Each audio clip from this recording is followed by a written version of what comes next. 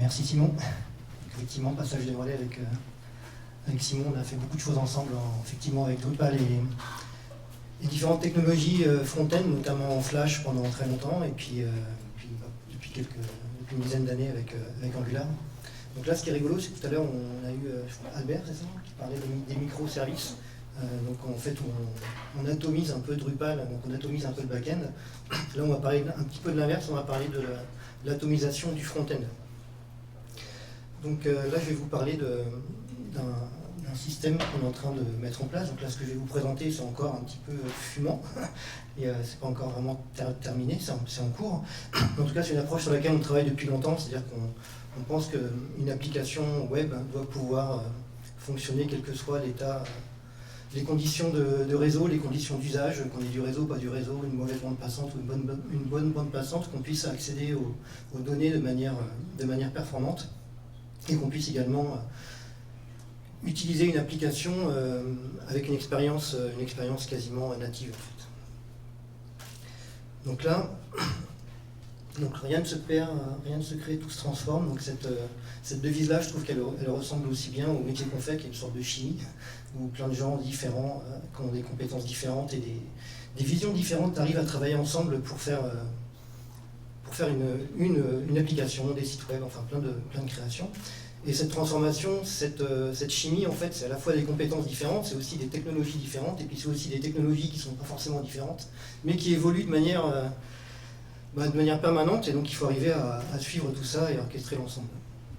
Donc là, ce dont je vais vous parler, c'est d'un projet sur lequel on travaille. Donc en fait, on utilise beaucoup nos Drupal, comme je disais, en découplé.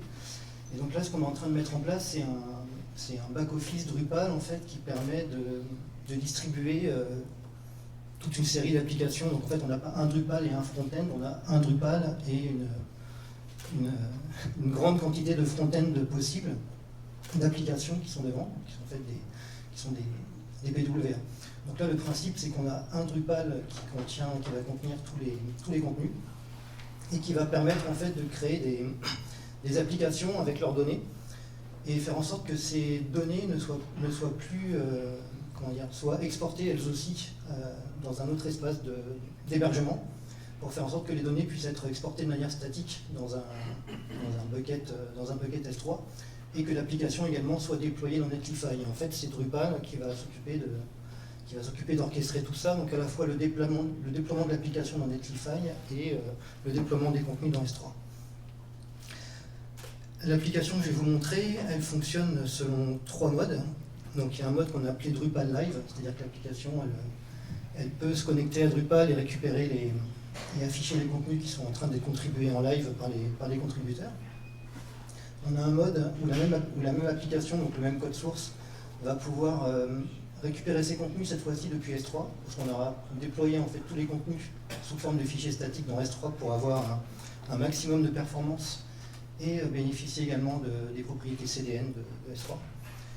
Et on a un troisième mode qu'on a appelé le mode requête, en fait, qui permet de pouvoir installer tous les contenus en local dans le navigateur et faire en sorte qu'ils puissent tourner sans qu'on ait besoin de connexion.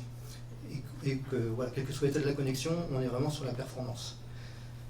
Donc là, ce que je vais vous montrer, c'est un projet sur lequel on travaille depuis de nombreuses années, qui était initialement une application Flash avec le runtime R, et en fait, on a transformé petit à petit en application Angular. Et en fait, c'est une application qui se veut être un petit peu un challenger de PowerPoint, et en fait qui permet de pouvoir diffuser des formations présentielles. Donc là, en l'occurrence, c'est pour la marque Bulgarie, que je vous montrerai tout à l'heure. Et en fait, le principe, c'est qu'on crée des contenus animés, riches avec After Effects, qui est un logiciel de création de motion design créé par Adobe. Et en fait, on a mis en place un système en fait, qui nous permet de transformer toutes les animations qui sont créées dans After Effects et de pouvoir les représenter dans un format qui est ensuite importé dans Drupal et ensuite qui permet d'être lu dans une application découplée. Donc une PWA, c'est une progressive web app, c'est un protocole qui a été initié par Google en 2015 et donc qui permet en fait aux applications web de pouvoir s'installer dans l'OS et de pouvoir ensuite démarrer sans connexion. C'est-à-dire que quand on installe une PWA, on installe le code source qui permet d'exécuter l'application sans qu'on ait besoin de réseau. Quand on crée une PWA, donc on est content, on a installé cette PWA, le code source est installé, mais il faut aussi pouvoir le mettre à jour et détecter qu'il y a des mises à jour. Et en fait, dans ce protocole de PWA, il y a une API qui permet de détecter des mises à jour et d'automatiquement mettre à jour l'application. Donc tout ça, ça se gère de manière transparente par le navigateur. Voilà, donc du coup, quand on crée une PWA, en fait, on peut donc distribuer par nous-mêmes des applications sans passer par les stores et leurs contraintes, tout en bénéficiant d'une logique de mise à jour des contenus qui permettent de garantir à nos utilisateurs qu'ils sont toujours à jour. Donc ici, on va parler plus en détail du projet que je vais vous montrer. Donc là, on a ici une photo d'écran d'After Effects. Donc on voit qu'ici, on a une scène où on fait apparaître de la typo, du film, des images. On a ici des calques qui représentent chacun des éléments qu'on va animer. Et en fait, on a développé un module pour une solution qui s'appelle Modulae, en fait, qui permet d'exporter tous les calques qu'il y a dans After Effects, donc tous les médias qui leur sont associés et tous les effets qui leur sont associés. Donc ce script-là exporte tous ces fichiers, donc tous ces descripteurs et tout format JSON, tous les médias sont exportés dans un dossier zip, qu'on importe ensuite dans Drupal. Donc on a aussi une application découpée qu'on appelle Modulae Factory, qui est une application qui est une application Angular en fait qui se connecte qui communique avec Drupal en lecture-écriture pour pouvoir importer tous ces contenus et les mettre à jour. Et ensuite, on rejoue tous ces contenus. Donc une fois qu'on les a importés dans Drupal, l'intérêt c'est qu'on peut les éditer et qu'on peut les traduire et qu'on peut du coup les faire évoluer sans qu'on ait besoin d'intervenir dans le fichier After Effects. Et donc du coup on a des données qui sont dynamiques malgré qu'elles aient été conçues initialement dans After Effects. Donc ensuite au niveau du déploiement, en fait donc on a cette application Angular Modulae Factory qui communique avec Drupal et qui s'occupe de déployer toutes les applications.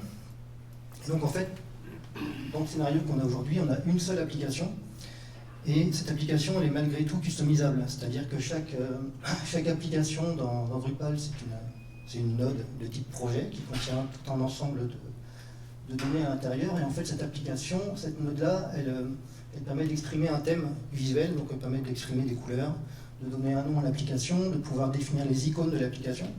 Et donc du coup, avant de déployer l'application, en fait on récupère le code source de l'application Angular qui a été compilé, on modifie les assets tels qu'ils sont définis dans Drupal, on met à jour quelques données comme le web manifest, le titre de la page HTML, et on pousse tout ça sur Netlify. Et d'un autre côté, on a côté S3, on a donc tous les contenus qui sont donc statifiés, donc aussi bien les médias que les données. En fait, quand on communique en mode headless avec Drupal, on utilise la JSON API qui permet d'avoir accès à un format universel pour communiquer avec Drupal. Et en fait, toutes les réponses qu'on reçoit de la JSON API, en fait, on les statifie sous forme de fichiers. Et en fait, l'application elle est capable d'aller soit s'adresser au Drupal, soit de s'adresser à son bucket S3 pour récupérer les contenus. Donc du coup, une fois qu'on a mis ce système-là en place, l'intérêt c'est que quand tous nos contenus sont statifiés et poussés dans S3, c'est que l'application elle boot quasiment instantanément, parce que on est vraiment en train de servir des fichiers purs, des fichiers statiques. Donc là, je vais vous montrer. Ça devrait ça ensemble. Tac.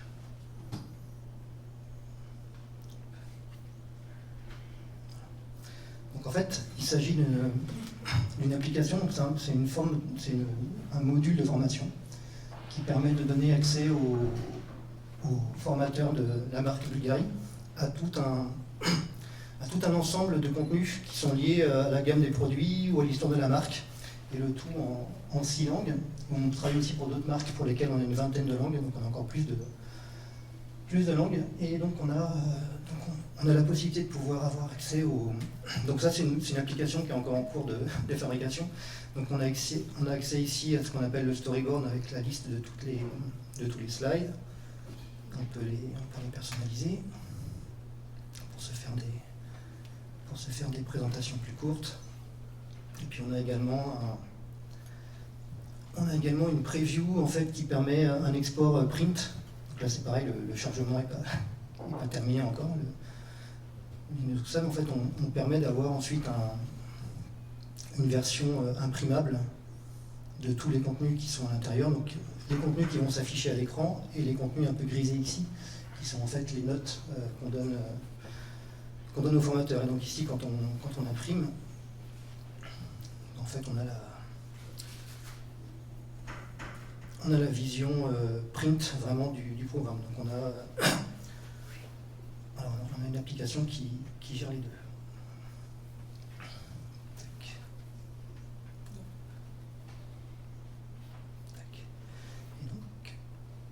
Et donc ici, quand on joue les programmes, je ne sais pas s'il y a la musique sur...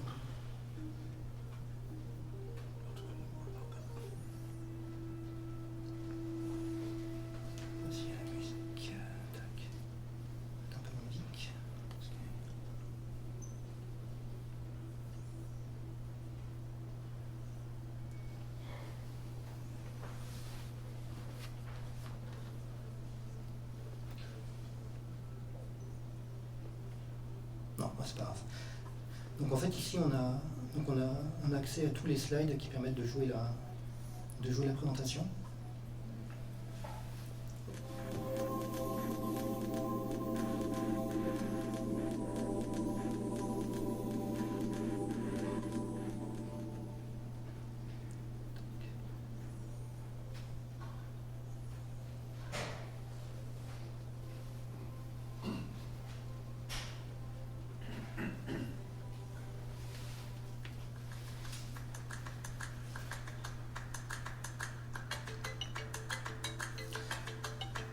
Donc en fait on peut lire l'application depuis le navigateur, on peut également la déclencher ici depuis le bureau. En fait, j'ai installé, c'est une PWA qu'on a installée, du coup on peut retrouver comme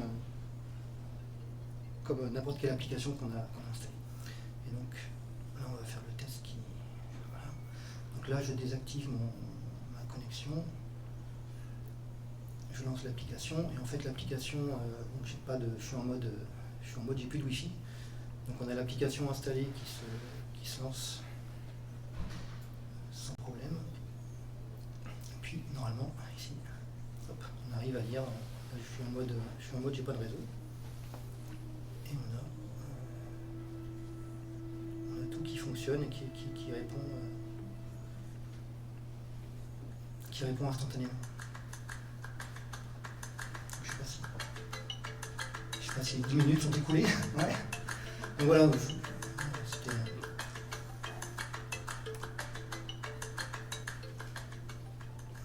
Je sais pas si mon explication rapide vous a parlé. Mais voilà, c'est un peu ce que je voulais vous montrer, c'est-à-dire un usage un petit peu hybride de ce qu'on a l'habitude de faire et de voir avec Drupal.